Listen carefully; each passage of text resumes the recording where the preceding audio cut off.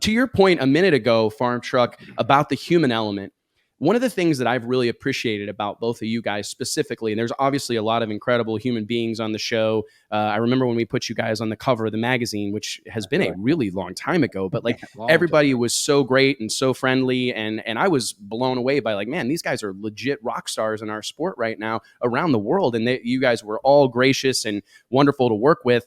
But one of the things I've noticed about you two specifically is that you've gone all in on this, right? I mean, you guys have completely done all the appearances, showing up at races, hosting events of your own, all sorts of branding endeavors, beef jerky, merch, whatever, right. You guys went all in on that. Is there, and I'm very bad about turning every one of these shows into like a life lesson thing. I like it. No, I like it. But I do think that a lot of racers watch this and they expect to watch and learn, right? Or maybe garner a little bit of wisdom or whatever. I'm just curious, was there a day that the two of you sat down and said, hey, we're making a conscious decision. I'm Farmtruck, you're Asian forevermore, and we are going in on this, right? Because I think some of the racers like in the NHRA, in the PDRA, in these other sanction and series, they get frustrated because they don't get all the hype and the love or whatever, but they're running a business through the week. They're running their repair shop. They're running their contracting company. They're not doing appearances. They're not talking crap on the internet or whatever. Was there a moment that you guys made that decision? No, there wasn't a moment like that. Basically what it came down to is we have always been all in all the time, no matter what we've done. I've done a lot of carpentry before the show, and Asian was a sign guy. Well, he was 100% in on the signs, and I was 100% in on the carpentry. So whenever we got together and we were going to do this show, it was never a question.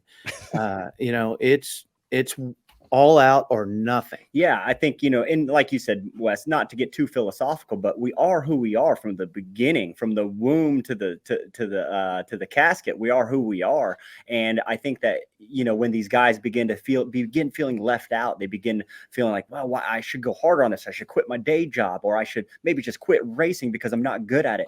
The question isn't whether you need to stick with what you're good at, but you need to bring people into your team that are good at what they're doing.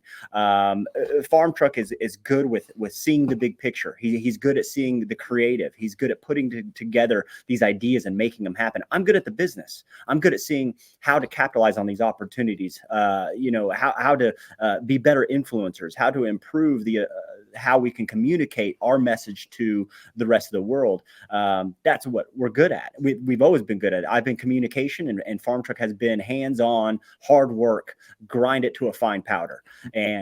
But the key to success, we didn't realize, we've known this all along, but we didn't simplify it.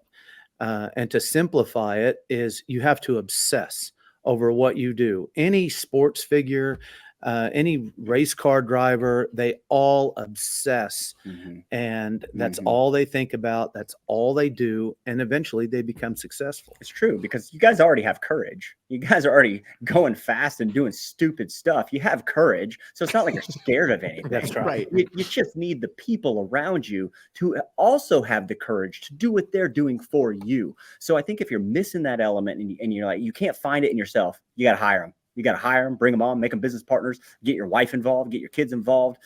If you don't have time to mow the lawn, you got to hire somebody. Yeah, that's right. It's a great point, man. I mean, it really is a great point. And it's funny because that's a service. There are people in our industry that that's how they make their living. Like, hey, if you're not comfortable tooting your own horn, one of my favorite sayings is, if you don't toot your own horn, you can't complain when there's no music, right? It's not a quote it's not my quote, but it's a quote that I've borrowed from many moons ago, but I think it rings true, right?